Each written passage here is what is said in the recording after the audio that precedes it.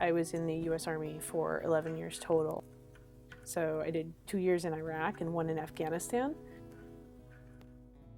And in that time, you can imagine that I developed a little bit of PTSD, post-traumatic stress disorder.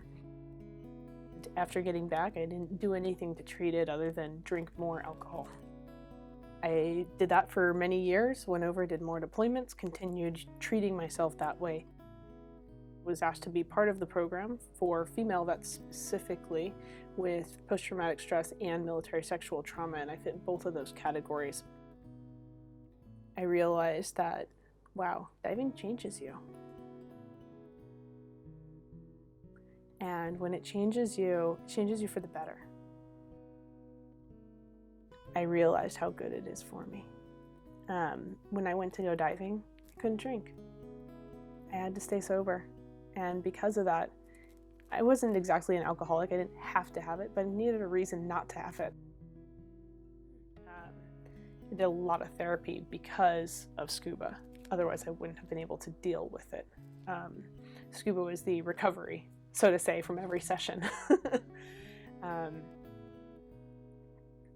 It's just been one of those things that has fixed my brain in so many different ways. And I've found that through fixing myself, I've been able to help others through SCUBA as well. So many more combat veterans who have PTSD and military sexual trauma and depression, anxiety, stress that comes from the military. So honestly, my story became their story.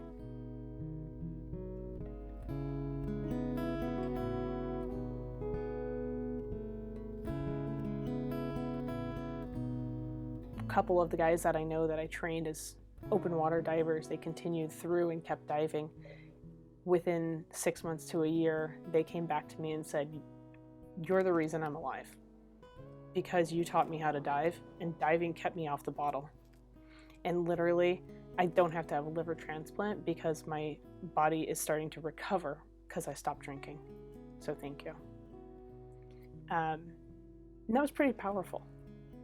So why not keep doing it? We're not just the only group of people who need this. You know, first responders and many other people out there also can benefit from it. So why do I spend so much time underwater? It's good for my brain. It changes me. Every single time I can go in not feeling good, and when I come out, all of a sudden there's a smile.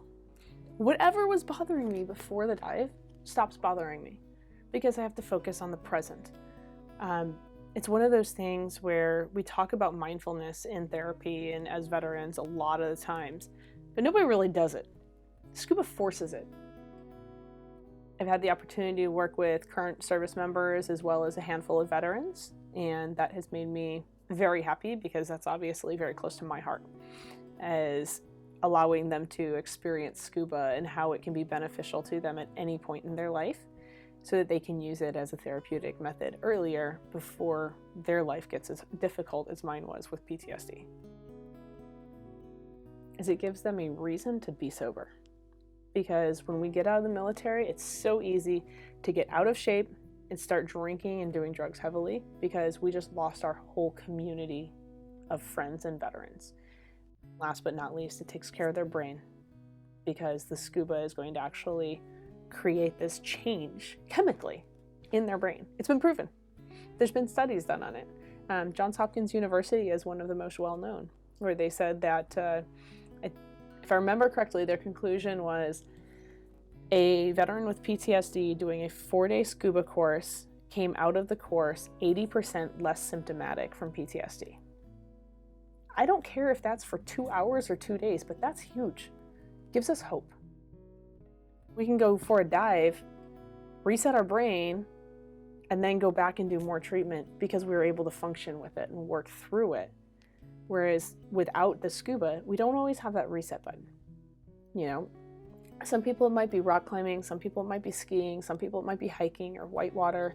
There's so many different activities out there. But at the end of the day, we need that very mindful moment in our life. Getting back out there and diving, it allows me to reset on a regular basis.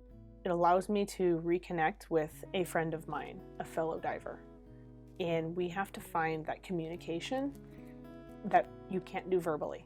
So it's looking into their eyes and seeing how they're doing, understanding their hand signals, noticing, are they fast or slow? Are they calm or panicked? Are they agitated and anxious? And it builds this whole new level of communication and trust between two people. So aside from all the other great aspects of it with mindfulness and with being able to do that reset button on your brain, it allows you to reconnect with another person. It also allows you to reconnect with the earth. You've probably heard the comment of never turn your back on Mother Nature, or she'll turn it on you. Southern California diving is a great example of that, right? So we go dive out here in places like Laguna Beach and Redondo Beach, and soon as you turn your back on the ocean, you can almost guarantee that the big wave of the day is going to come, and it's going to literally slap you on the back and shove your face in the sand. So you get this reminder every single time you dive that there's forces bigger than you. You can go out and try it, right? See if you can get through the surf zone, and then you don't even get the actual dive.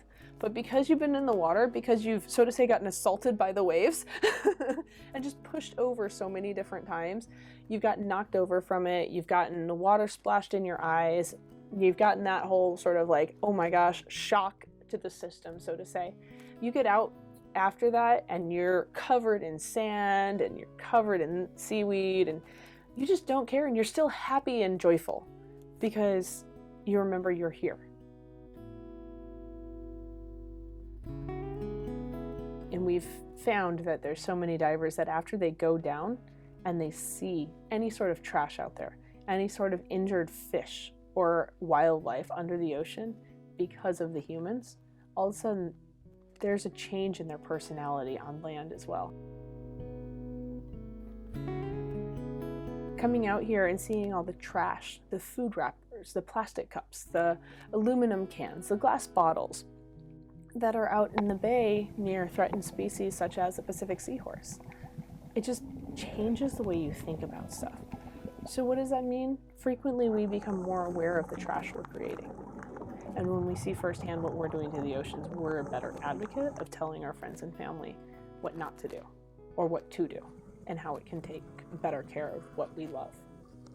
So I think that's another really big reason of why I keep diving. Also why I teach.